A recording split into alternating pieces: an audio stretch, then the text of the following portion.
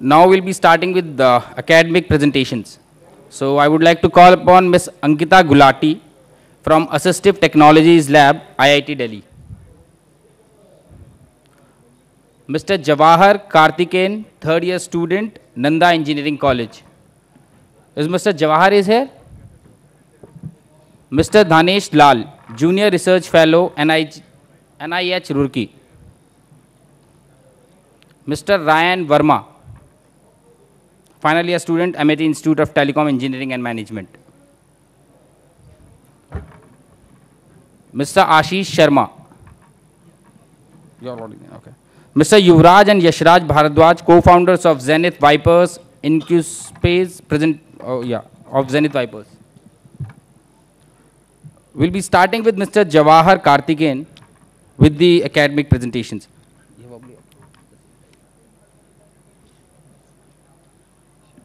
Hello everyone, I am Jawahar Karthikeyan and I am from Tamil Nadu. Here I am here to present about Geopave, which is a porous payment system. The basic problem of transportation and water resources is transportation in a conventional road system. The basic problem it is the rainwater, which may cause damage to the conventional road pavement. We have to replace it after 25 years of time. So I have made a technique called a Geopave, which is completely convenient for usage, and it also been innovated away. Let's see what is Geopave first. It is a structural framework designed for confining and stabilizing porous infill materials which infiltrate stormwater needs.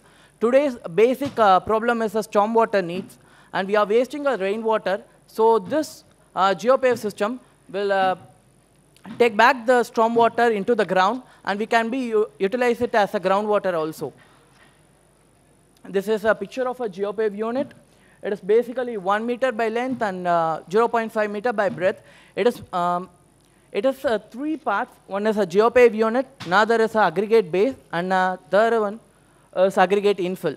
Aggregate Geopave unit is made up of 97% recycled polythene. So it is highly eco-friendly one.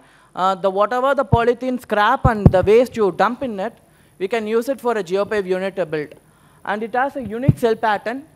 We have a herringbone pattern, brick layer, and offset pattern. Depending upon the road size or the area provided, we can adopt any kind of pattern here.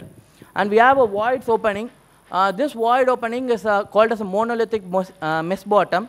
It will collect all the rainwater and it will send it to the underground and can be used for the water resources right. All these Geopave units are combined using a new clip. And the next part is called as aggregate base. We have 4 materials that can be used for aggregate infill. One is angular stone, clear stone, pulverized topsoil, and certainly void components such as air or water here. This is the test results on Geopave unit.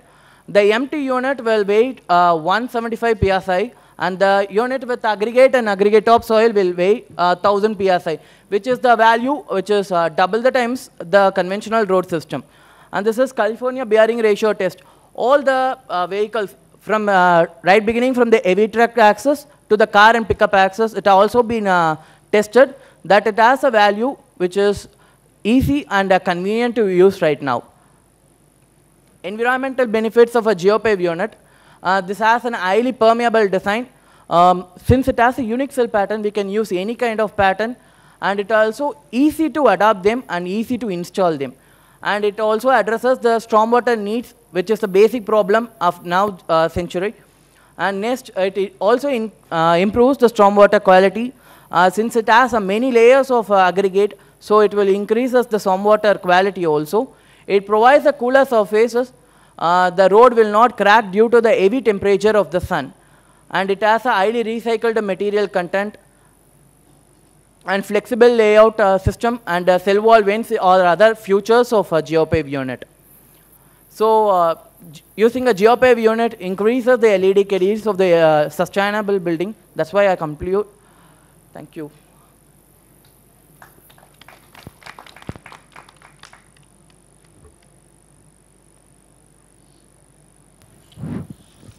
Next is Mr. Dhanesh Lal, Junior Research Fellow, NIH Roorkee.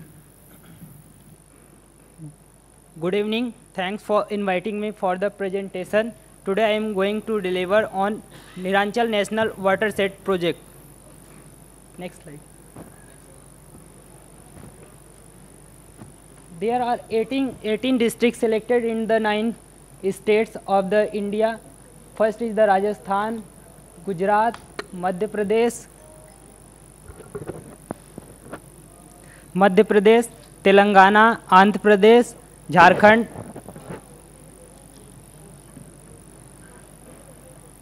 In the selected watershed, first we have to select the states. In each state, we have selected 2 districts. Like in the Telangana district, Mahbub Nagar and Nalgonda. After the district criteria, we have selected in every district 5 watersheds. Like IWMP 67, in Mahbub Nagar IWMP 67. Neeranchal is the basic scientific tool for the development of integrated watershed management program which already going. The unique feature is the scientific approach. First, we are selecting 4 water concept, and second is the watershed approach. 4 water concept is the 4 waters means rainfall, runoff, groundwater, and soil moisture. Watershed approach is that we have selected a watershed. In watershed, we have mountains, river, plain, etc. In the mountainous area, we have treated ridge to valley concept. In the ridge area, we have made staggered trenches. After that, we have made MPT for the water storage. And we have also done water budgeting, assessment of water requirement for drinking and crop purpose, and mapping of the availability, analysis how much can be harvested, plan the intervention to harvest. We have also used GIS and remote sensing in planning, like base maps, contour maps, land use, land cover, and hydrogeomorphic maps, slope maps, and drainage and water bodies. Hydrogeomorphic maps for the aquifer identification and recharge. Slope map for we have selecting the structures. Methodology for the project. Geotagging work, we have first going to the field and geotag the every work we have going through the DSS complex criteria. After geotagging, it have analyzed on district level. After district approval, we have goes for further state approval like SLNA department, and then last examination in nodal center. And after approval of the work, execution of the planned work site on a selected area, and impact assessment for the groundwater upliftment are. These are the DSS system architecture. Our software developer team have made this complex criteria and map server for the front end and back end. Site selection of water harvesting structure. Source of water. First, water harvesting structure are found basically based on source of water availability, requirement of water storage, duration, and intended use of water harvest. Review of different available guidelines like Central Groundwater Board, Food and Agriculture Organization, and Integrated Mission of Sustainable Development. For site selection criteria, we are using above mentioned guideline and using remote sensing and GIS technique. We have finalized suitable location on based of DSS complex criteria. In the mobile application, we have developed on the basis of programming language. We have delivered through mobile app on the base of Android Studio. The language is PHP and MySQL. A typical watershed like that. First, we have made SGT staggered trenches in upper side, which have 5 meter wide and 1 meter deep. And then CCT, deep CCT. We have further class MPT. After that, MPT, we have made seal trap. We have made seal trap because they have not formed the after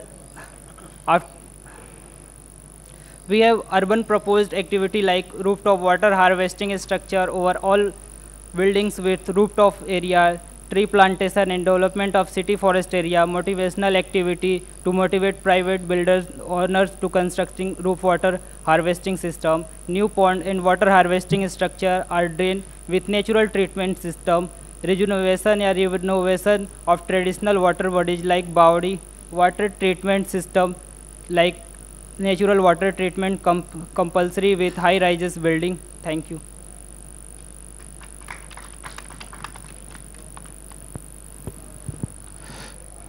Now I would like to call upon Mr. Ryaan Verma, final year student, Amity Institute of Telecom Engineering and Management.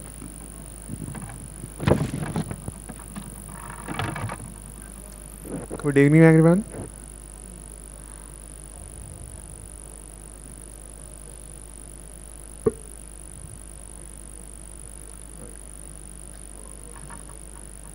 Okay, I'm here to present my final year project, Smart Mirror. Now I know that everyone will be wondering, what's a smart mirror? How can you make a mirror smart? Will it make you look more smarter or handsome? So let's look at it. It's an innovative framework which converts your normal looking mirror into a smart device. When it is switched off, it looks like a conventional mirror. As soon as it gets activated, a touch screen will show up on it on the surface of the mirror with various applications on it. Now this can be used for various graphical user interface display. It has a full Wi-Fi connectivity and Bluetooth connectivity. Now second question comes is that what's the need of a smart mirror? As we are moving into era of smart cities, as our Prime Minister started a moment of developing smart cities, we need every device to be smarter. So we thought a framework to convert a mirror into a smarter device. How it can help? It can be used in our homes to replace our normal looking mirror. When you get ready in the morning, you can dress yourself while updating your information on weather, on your traffic route, what's the traffic outside, on your daily events like someone's birthday, it will display on the mirror, surface of the mirror, or something like if you want to go somewhere, you can find on Google. It can also be commercialized in the shopping malls. That can be used to display the brand stores which are available in that mall, or a particular brand store when you go to check your dress in dressing room, that can display types of dresses there on the mirror. And third thing, it can be used in the smart cars. The mirror of the cars can be used to display additional information about the car. This is the prototype which we created. The screen which is below the image which is below on right side, you can see it looks like a normal mirror. As soon as it gets activated, a part of the mirror becomes a touch screen. With that, in the image you can see right top image, there is a top bar which is displaying applications. These applications can be anything. It can be WhatsApp, email, calendar, Google Maps, and the main advantage of this framework is, as compared to the earlier frameworks, they were only interactive using facial recognition or voice recognition technology. This is a touch interactive display. You can use it using your own finger, just like your smartphone, on the surface of mirror. The hardware and software behind this is, we try to make it more cost effective. So for that we used a Raspberry Pi as a board computer. It is a credit card size computer which is powerful enough to support modern GUI interface with a 2.1 GHz processor and 1 GB RAM. And the screen which we used is 7-inch touch screen display, which is by default not compatible with Raspberry Pi, but we created some of the configuration files for the OS, which made it possible to make it compatible with the Raspberry Pi. And the main issue of this project is how can we make a normal screen look like a mirror. For this, we used a particular kind of a film. It is known as one-way film, which allows the light to pass through from one side, and from other side it reflects the light back. This is the main part of this project, which makes it look like a mirror and a screen as well. This is the video of our prototype to demonstrate you.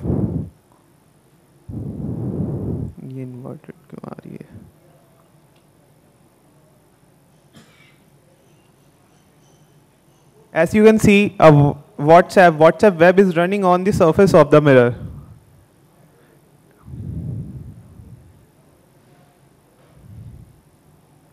Thank you.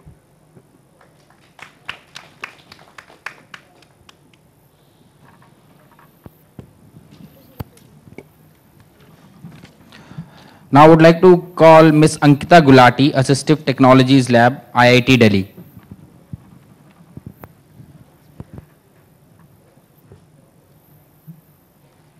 Good evening, everyone.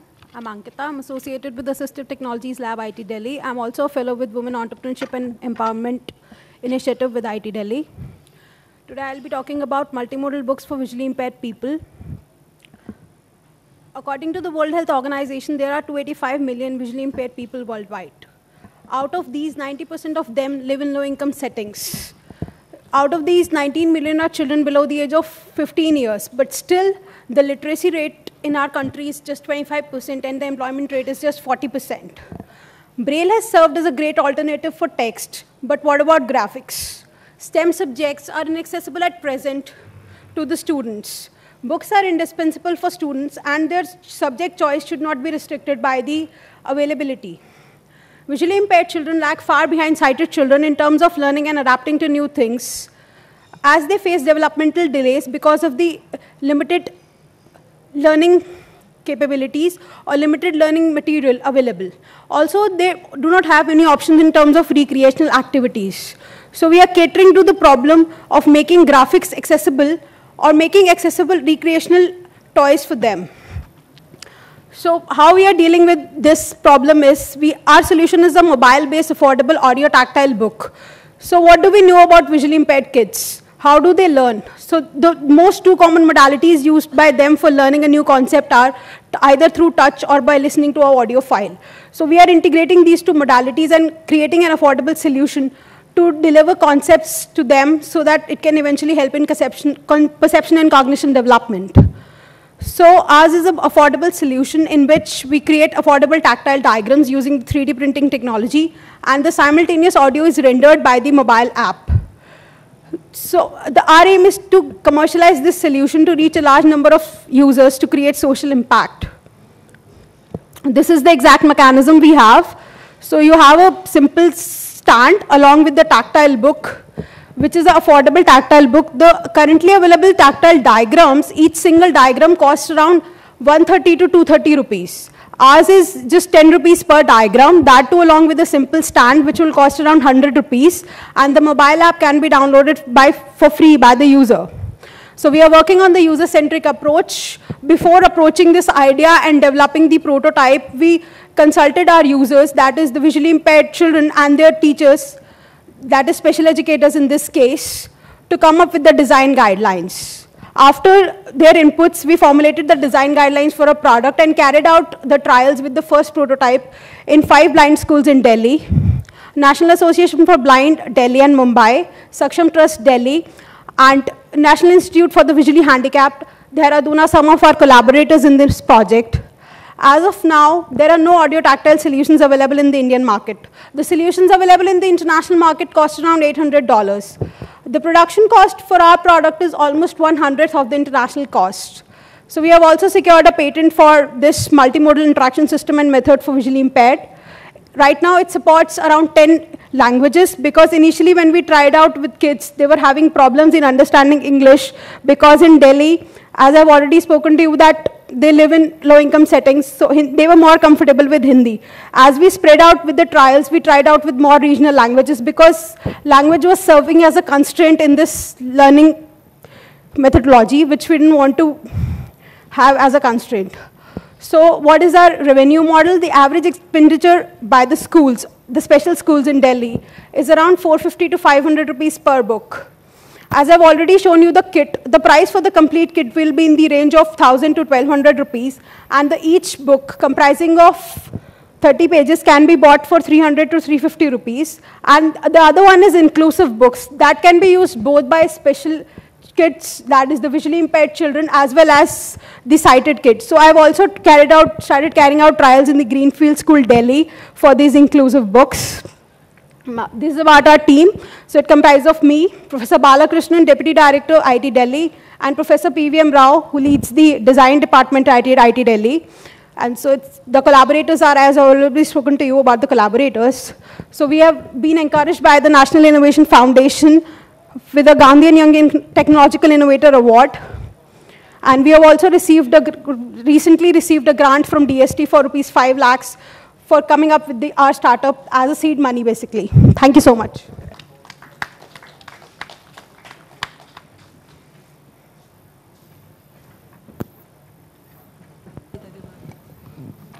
Now, Mr. Ashish Sharma, Environment and Sustainability Researcher.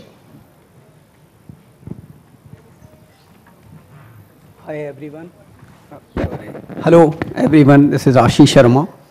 I've been working as an environmental sustainability researcher for a couple of years, and I got a chance to work with some of the prestigious institutions overseas. I worked in South Korea at Gwangju Institute of Science and Technology. Then I went to Northwest Ohio State, worked with the University of Toledo on National Science Funded Research Project, then went to Macquarie University in Sydney, and Macquarie University was my last sort of affiliation. So we have a buzz of this smart cities, going on. So we know that smart cities have traditionally been associated with we perceive smart cities as the drivers of creativity, innovation, and as the engines of our productivity, and the engines of our productive growth as well of the GDP of India. But then it's very critical to understand that the real drivers of these smart cities will not only be these smart cities, but then we need smart transportation, which will then support these engines of creativity and innovation to let us really embark upon our journey of realizing this vision of smart cities into a reality. So having said that, talking about intelligent transportation system in India, it surprises me because we haven't still done our basics right. So we have a lot of challenges. Indian transportation sector basically is confronted with lots and lots of challenges.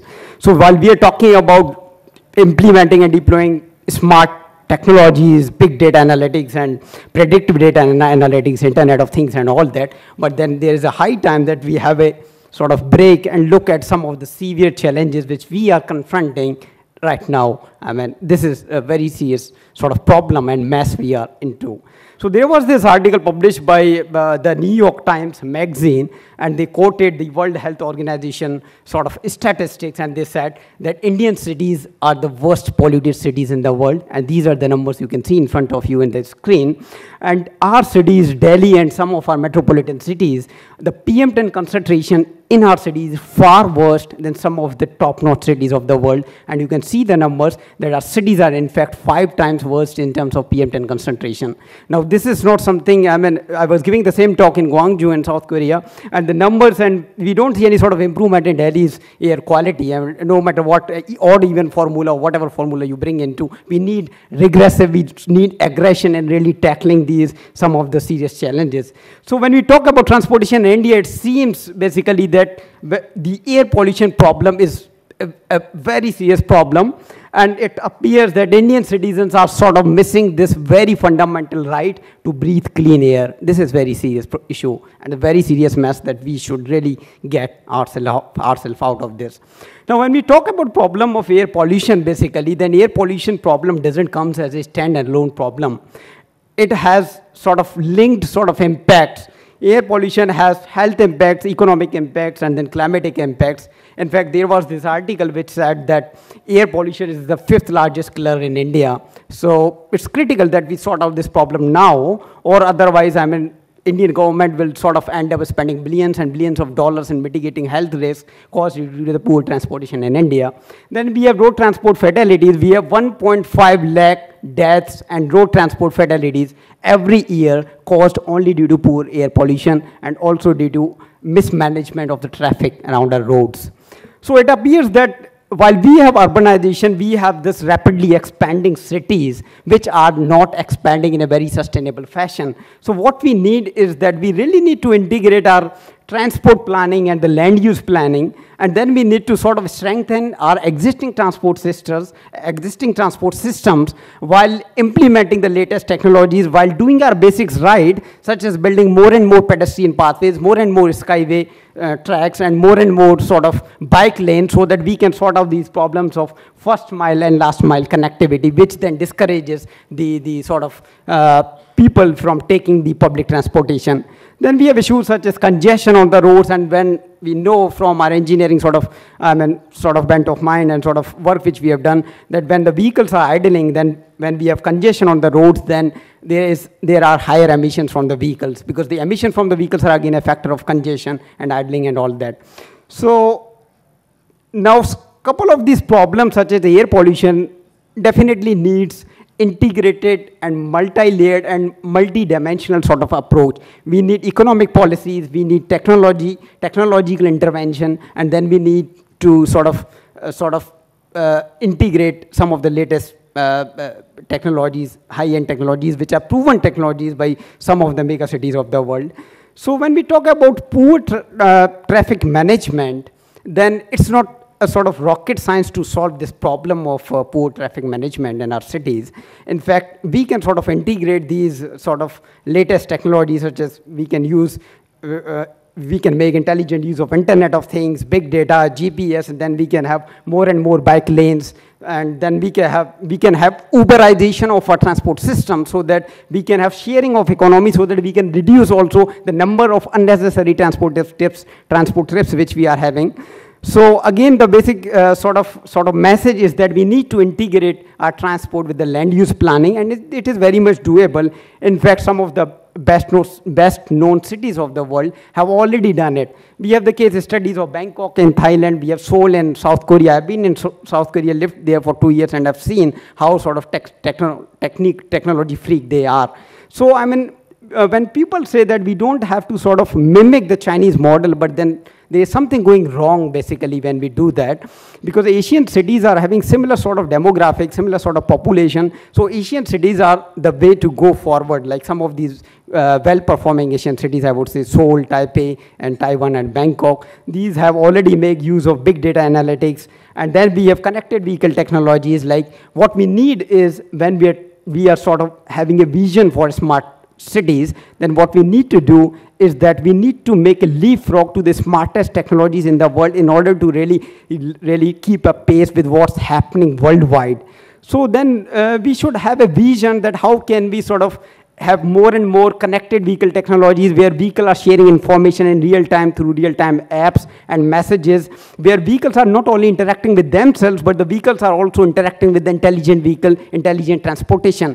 So when the accidents occur, we can take a sort of precautionary measure rather than reacting when the accident have already been done. And we know from a previous sort of, the article we shared, that there are close to 1.5 lakh fatalities every year due to poor traffic management. So this is very much doable, and all these technologies have already been time tested and proven, and this we can do.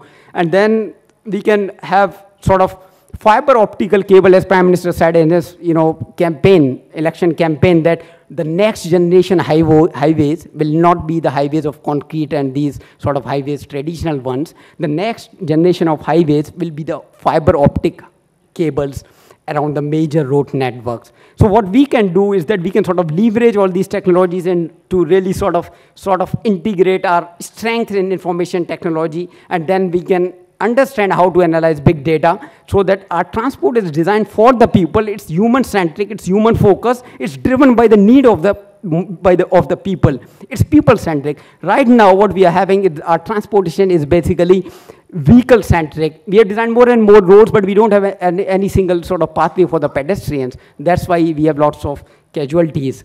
So now these are some of the findings from our research which we did in South Korea. And the problem was basically motivated with the transport problem in India. Fortunately, my South Korean professor and advisor, he was very much into sort of expert into atmospheric sort of modeling, and most of his work is dedicated to black carbon emission into India, and then how it affects agriculture productivity, then economic impacts of that reduction in agricultural growth due to black carbon emissions and all that. So, I mean, this research was very much dedicated to the Indian sort of, air pollution problem, and we did our bit sort of, how much black carbon emission reduction is possible. So, I mean, then it also posed us with another challenge that why does Indian vehicles emit so much pollution? In fact, why Indian vehicles are much more dirtier than at some of the cleaner vehicles we see in the California or some of the advanced states of the foreign countries. I'm sure most of us have seen, I mean, the sort of, clean vehicle transportation we have in the foreign countries. So the reasons we came out were sort of linked with poor fuel quality. There is high sulfur content in our fuels, and then there is fuel adulteration cases which have been reported. And then the emission standards which we are aiming are also not very stringent. What we need to do is we need to transition to the more stringent Bharat Stage 6 emission standards or equivalent Euro 6 emission standards.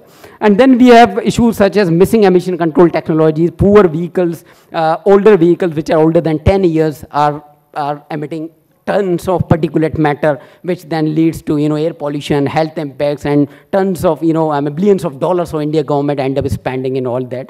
So what we did is that we assumed a hypothetical scenario. Let us say we assumed a sort of year 2010 as the baseline year, and then we assumed that Indian transport makes a transition to a more stringent emission level. And after that, we did analysis. We find out that how much black carbon emission reduction is possible. Now, some of you who don't know black carbon is basically the soot, the sort of a smoke which we see from, vehicles. So that is the soot. I mean, that we are exposed to that soot sort of smoke. And that is very, very, fifth largest killer. I mean, this should be avoided. This is the lack of our sheer lack of awareness that we are lacking. We are solving all the problems, diabetes and cancer and all that, but we are not doing the basics right. So we came out with the numbers that as much as 50 to hundreds of gigagram per year of black carbon emission is reduction in the transport sector is possible.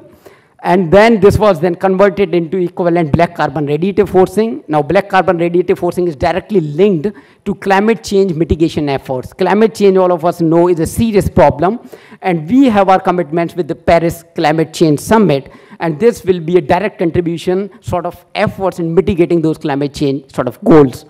And then we sort of quantified that in terms of billions of US dollars, which India can end up saving. So we find out that we can end up saving, quite a billion of dollars. And this money which can be saved by sort of, cutting down from expenses from the unnecessary preventable mitigation efforts for health diseases can be mobilized to other serious problems such as poverty problem in India, and there are other dozens of problems in India which we are tackling with.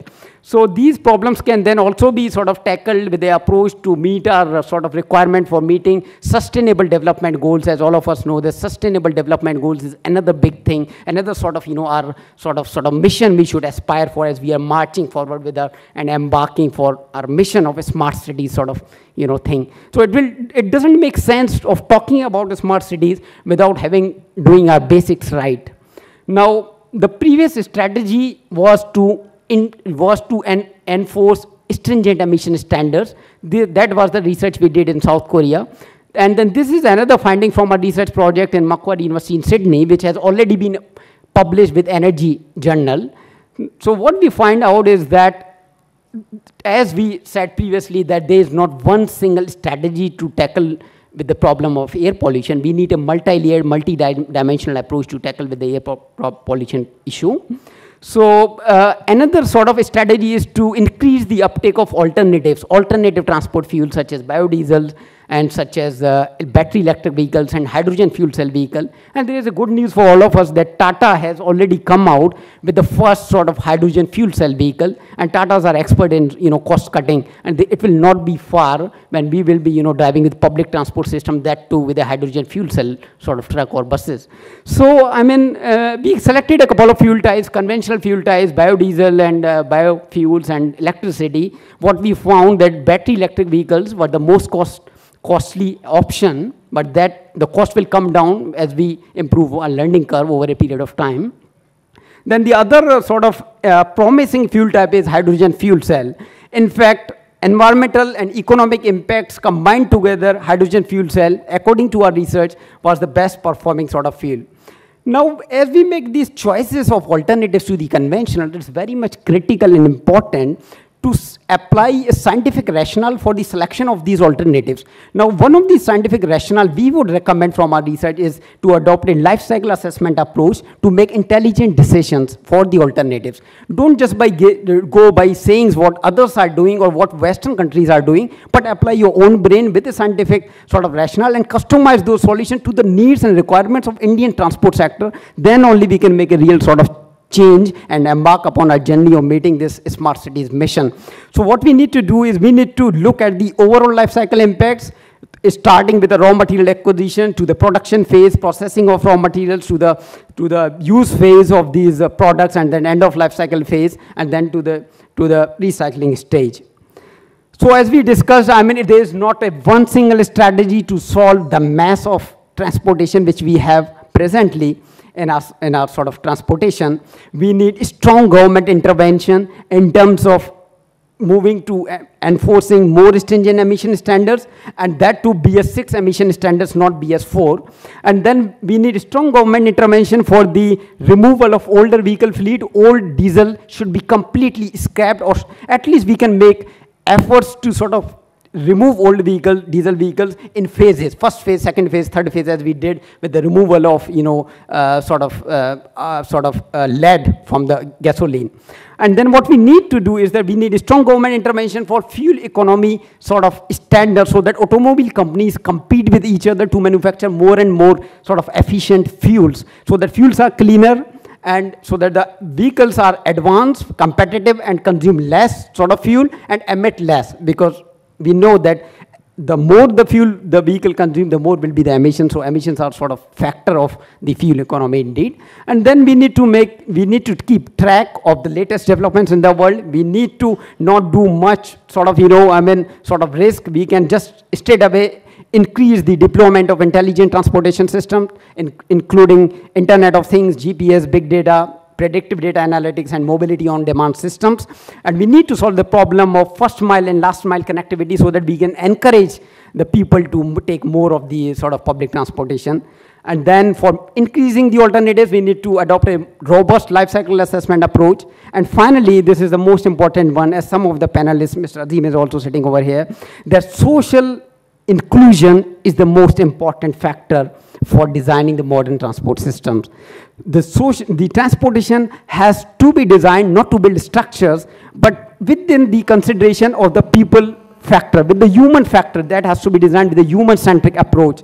And finally, I leave you with a quote of the mayor of Bogota. Bogota is a city is a foreign city which is known for smartest transport policies. The mayor of Bogota, he said, "The richest countries will not be those where even the poorest travel with the public transport, but the richest countries will be those where even the richest travel with the public transport." So that is the sort of, public awareness we need to have. We need to really feel proud of taking this public transportation, rather than, increasing unnecessarily sort of, fleet on our transport, in our existing vehicle fleet. Thank you so much.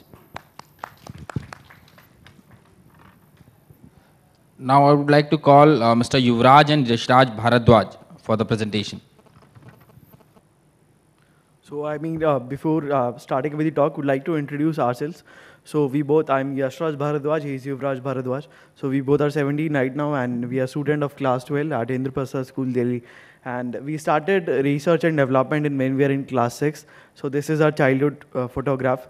From childhood only, we wanted to go to that much high that we could not even resist our shots to remain at the waist. We could move them up to the chest level. So our journey is something, we have plotted a graph of our journey. So in year 2000, previously we were, when we were very small around, when in class second or third, we used to play cricket. Luckily, our father admitted us to LB Shastri Cricket Academy. We played with players like Gautam Gambhir and Amit Mishra, and we represented Northern India in BC's 114 cricket team as well. But being the sons of national level swimmer, our father actually forced us to focus on studies and not to focus on sports, because there is lots of hard work at that side and we have to suffer. So simply we left playing cricket and we started watching out shows like everybody must have watched Doraemon and Jetsons. Right, so we were actually full of doubts that how come these things are possible and how come Doraemon is able to build some sort of technologies. With 2 years of hardships, when we started our research work, previously we were into the field of astrophysics. When we used to ask doubts related to quantum mechanics in class 6 to our science teacher, they simply made us stand outside of the class for the whole day. So we have to figure something to do, to clear our doubts. At that point of time, this guy came up with an innovative idea to contact the professors and anchors who were featured on those shows at National Geographic and Discovery Channel directly via mail or sending them requests on Facebook. But there were certain professors who were not replying doubts of boys who were in class 6 at that point of time. So again, this guy came with an idea of making fake IDs of beautiful girls on Facebook and then sending requests to those professors and asking our doubts. So this was the, practice that we continued to clear our doubts, and it eventually helped us a lot. In year 2011, we launched our first research paper, that was Pumpkin. So previously we launched 12 review papers in field of astrophysics, with closely working with the University of Cambridge and Oxford. Then in 2011, we launched first of our research paper, that was Pumpkin Purifier. We're using and extracting heavy metals from the water by using pumpkin. So kaddu ko istemal kar hum pani ko saaf kar rahe the at that point of time, and it was a very good project for us. We represented that project at many conferences and tech fairs, including IT Roorkee's Cognizance and IT Delhi's Trist as well. So we were in the national level winners in all of them, and suddenly certainly at that point of time we were not knowing about how to get a patent. And simply when we got to know about that term, tab tak we lost the rights of this project, because eventually there were certain people who noted down whole research paper of ours and they published that research paper on their own. So at that point was very, very hard for us. Certainly our parents really supported us very well at that point of time. And we came up with a new project in next year, that was Bajra Purifier. Now we are using Bajra, pearl millet, to extract a new heavy metal from the water. It was a very good alternative. So current purification methods are purifying water with the efficiency of 70 to 75%. But now we made a project that was giving out efficiency of 96%, which was, very, very high and very cost-effective project. So that was a major hit for us. When we approached lawyers to file a patent of this project, they were asking 1.5 lakh rupees from 15-year-old kids to file a patent. Simply, frankly telling, we don't take any help from our parents. All these things I'm doing, we had a practice from our childhood only that we wanted to do on my own. And so at that point of time, we started going to Indian Patent Office in Dwarka. We went there for a couple of weeks and started disturbing the guys who were working there. How we can file a patent on our own, how to reduce the cost. Koi garib ka bacha hai to wo patent nahi file kar sakta, and just torturing them with these statements. And within the couple of weeks, we learned the procedure of filing a patent on our own. So from 1.5 lakhs, we reduced the cost to just 9,000 rupees to file a patent. And we learned the procedure of filing a patent on our own. So that was the major start for us. We got to know that how we can save money and how you can just tackle the things. So again, we filed a patent. That was the first patent. This was the time when we entered in the field of electronics and computer sciences. We want to do something very unique. We started working on a project that is BCI. We have filed a patent of that project as well, brain-computer interface, wherein you can control all the appliances of your home by just using your brain. So that is something, brain automation. We have filed a patent on that. Plus, we have patents on more water purifiers, air purifiers. So air purifier in markets, it somewhat very cheap, and the current cost in air purifiers in market costs around 3,500 to 4,000 rupees. But the air purifier that we have built costs just 500 rupees. So we have filed a patent for that as well. So till now, in total, we have worked on 22 research projects. No, sorry, it's 24. So this is our previous, TEDx Delhi slideshow that we used in December last year. So till now, there are 24 research projects. We have filed 8 patents on our name, out of which 2 has been published. So this was one of the major projects, that is Bajra purifier, removal and extraction of heavy metals and from the water. So, it basically includes, we are using Bajra. That's a very, very simple thing, I should say. We are using Bajra, and we are converting that into the powder form. I'm making that lignocellulosic material to interact with the water to extract the metals.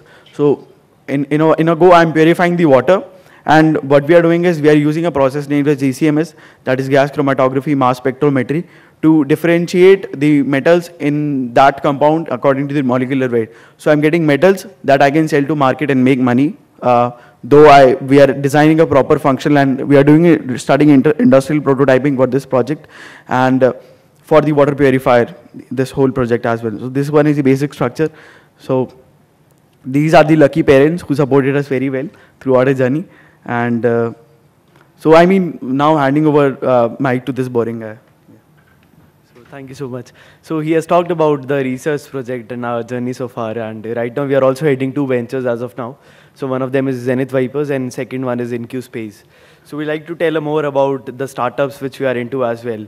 So the first question is that, are we going to lose the talented scientists that we have right now, currently in this country, before they reach out their potential?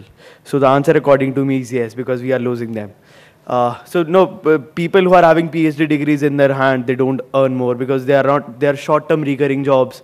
There are no fixed pattern for their placements, and researchers suffer a lot in this country.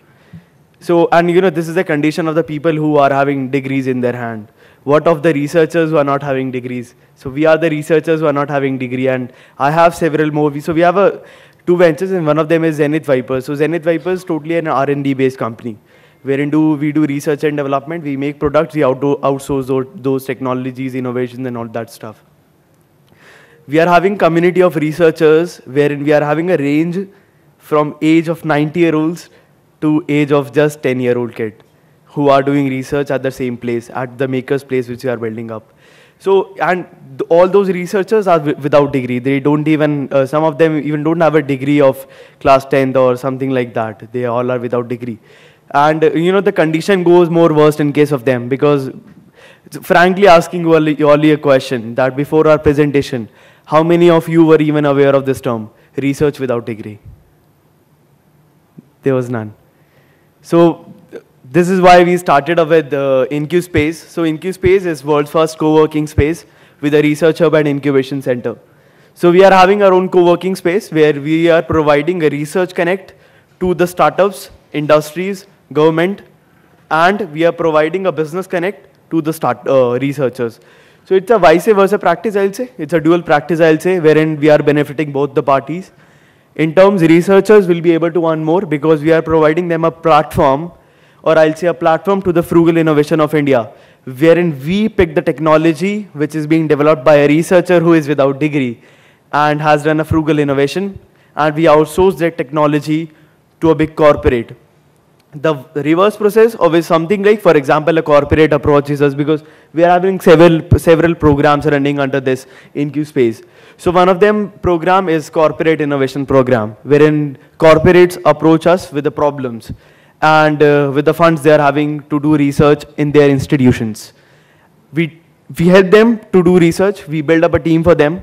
The researchers at our place help them, assist them in completing the research projects, doing the inventions, making the products, outsourcing the technology, providing them a marketable product, and they can use that. So it saves the money of the corporates because institutions need more money to get inventions on board, whereas we are taking a very less amount of it. And Zenith, as I already told, it's a totally R&D based company, wherein we are also displaying our products as well as the people who are with us, their products as well. So this is what is going on right now. Yeah. So we have been among the youngest invited delegations at United Nations headquarters at the Novice Summit for it as well. And we have been also the awardees for Karamveer Chakra Award in 2016 for the same, the research projects which we have done. And our vision right now, the projects which we are picking up are somehow very different projects because we have been collaborative with MIT Media Labs as well. And we look forward for a vision wherein we either provide a good platform to the frugal innovation of India and make it sustainable. Thank you so much.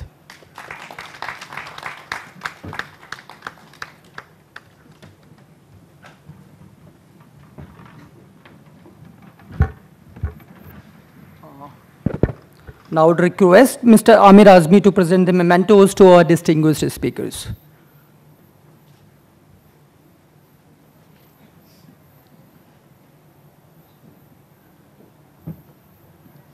The first one to Ms. Ankita Gulati, please.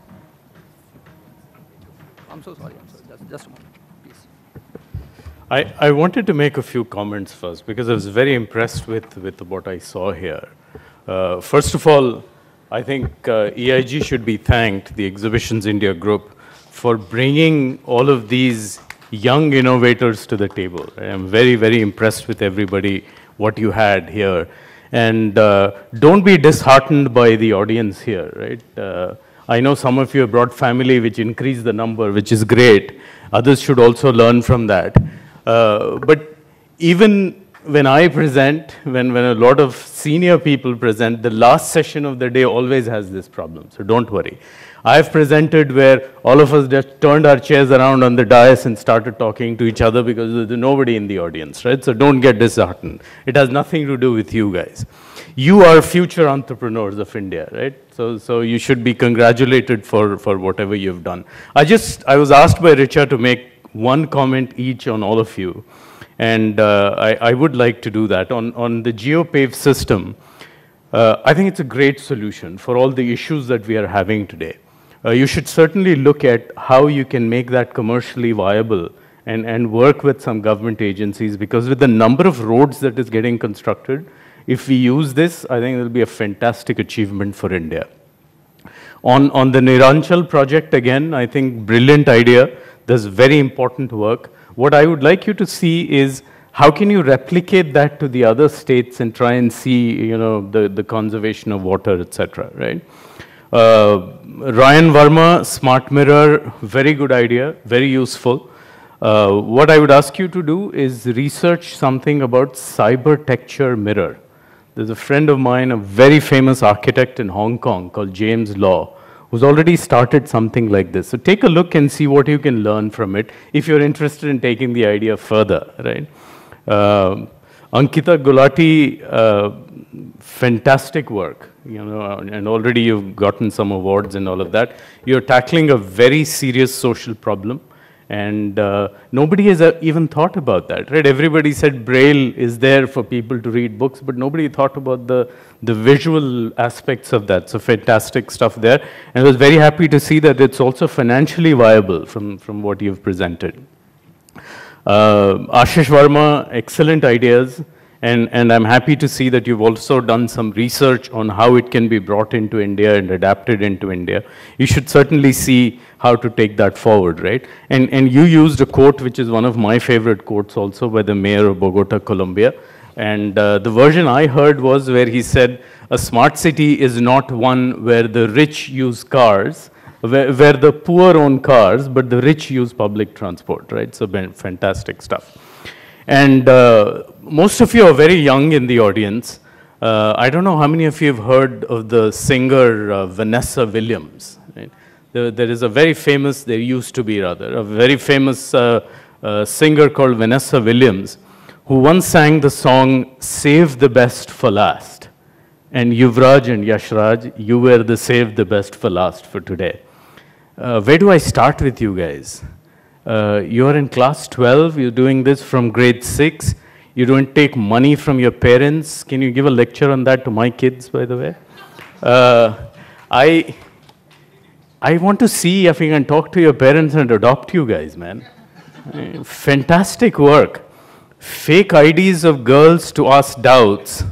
So if somebody asks a question on Facebook of me, I'll have to seriously think whether that is a girl or a boy, right?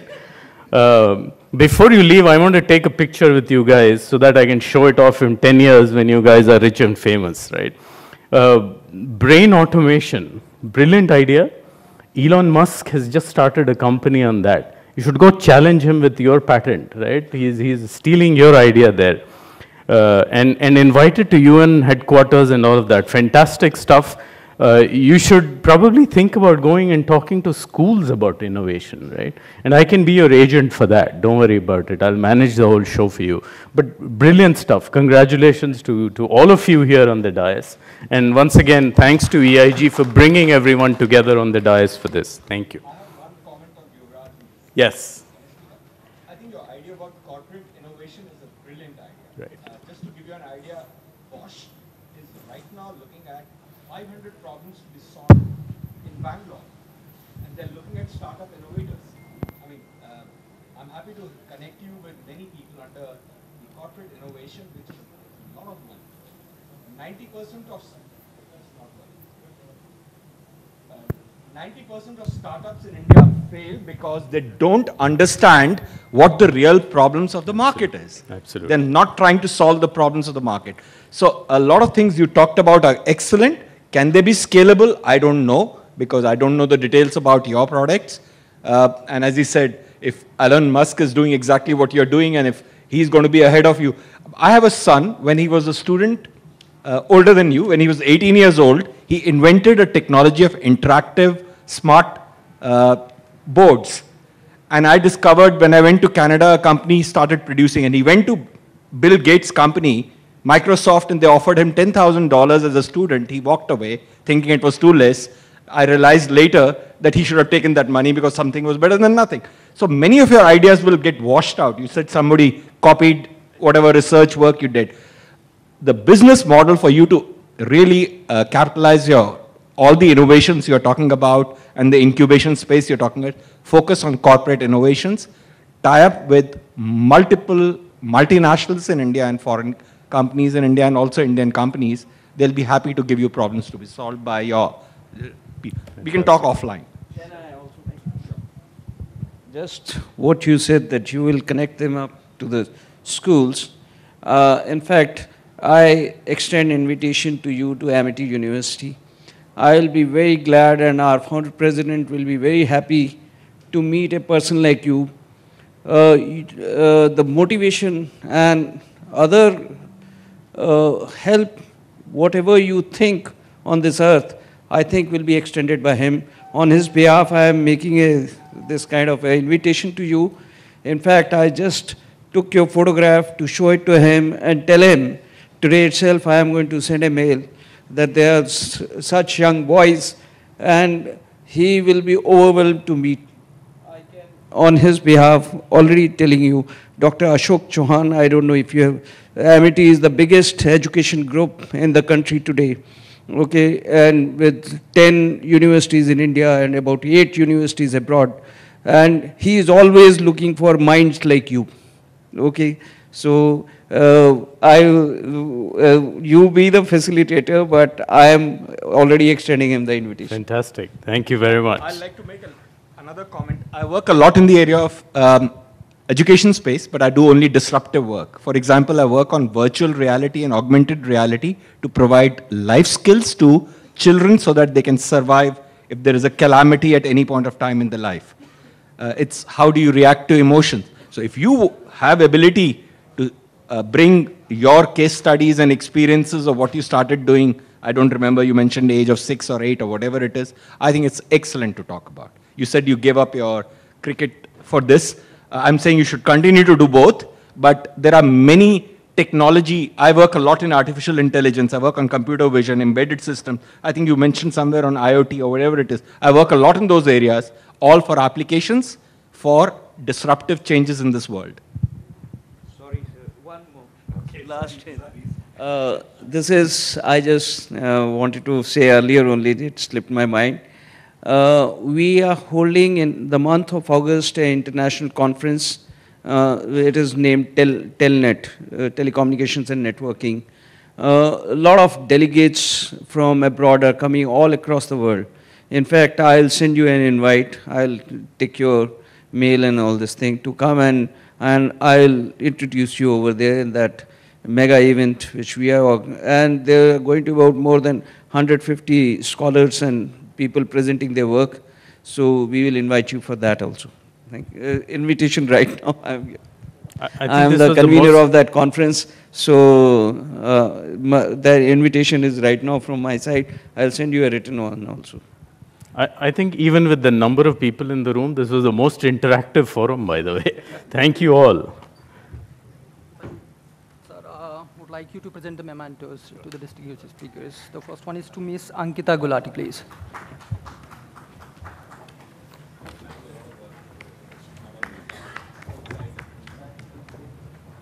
Mr. Jawahar Karthikeyan.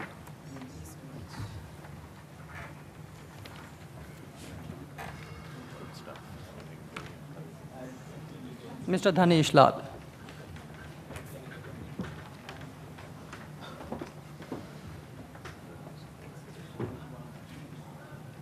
Mr. Ryaan Verma.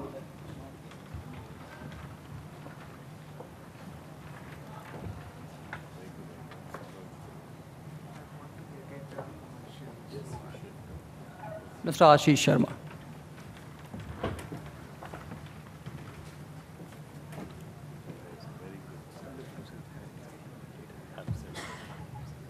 And now to two brilliant minds, Mr. Yuvraj and Mr. Yashraj Bhardwaj.